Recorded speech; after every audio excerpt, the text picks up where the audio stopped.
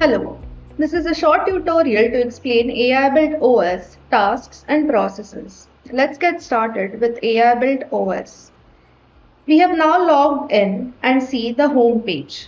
We have two ways to explore OS. One is through tasks, which is our conventional way of using agentic AI, and the other is processes.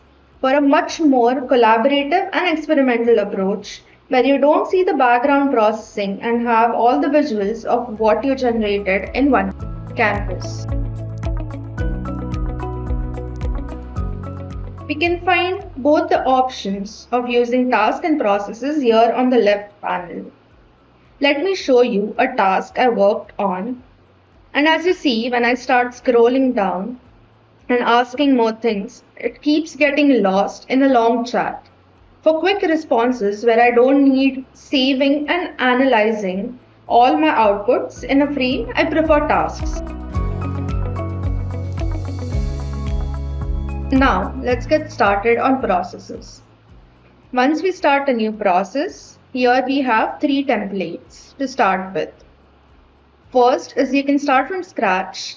You can choose the creative exploration for concept work and design ideation, or you can choose the engineering workflow where the process gets complex with your engineering and technical tasks.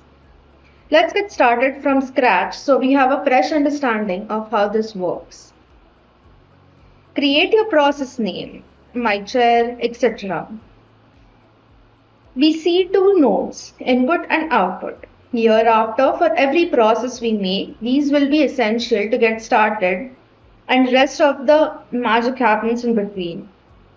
Aibuild process gives an extensive list of data types to work with. You can use your prompts, your sketches, or even 3D models, any type of data you need and you wish to work with.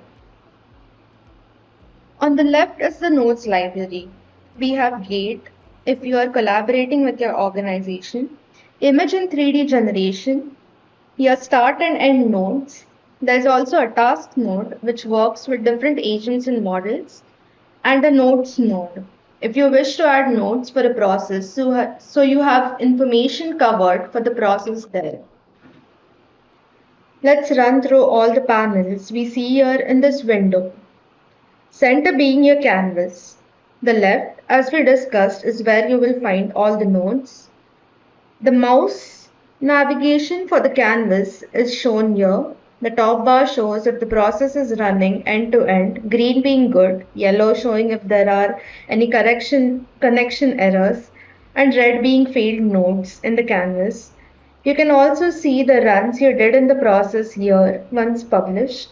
Bottom is the visibility bars for your zoom extents, wire types, auto arranging, and collapsing and expanding of your nodes and the grid. Bottom right is the minimap of your entire canvas.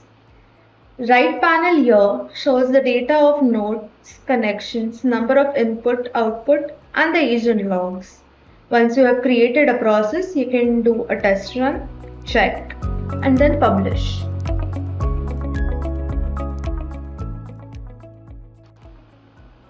Let's explore two processes. First, I'll start with the prompt and generate an image and 3D out of it. Make sure the output and the input of the next node matches. I see on top everything is green, so let's do a test run. Once you start with the test run, it allows you to use the data type input.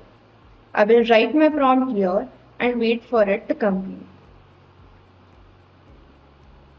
Once completed, this process is ready to be published. I can download my files and reuse this process for different prompts.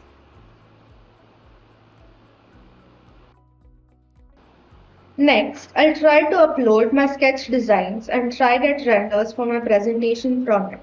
Here, I'm using 4 image generation nodes to see an outer render of my chair, an indoor render, and a technical sheet which matches the vibe of my design. And then I can just combine all of it into a master presentation, where in the prompt I'll mention the theme of how I want to see it.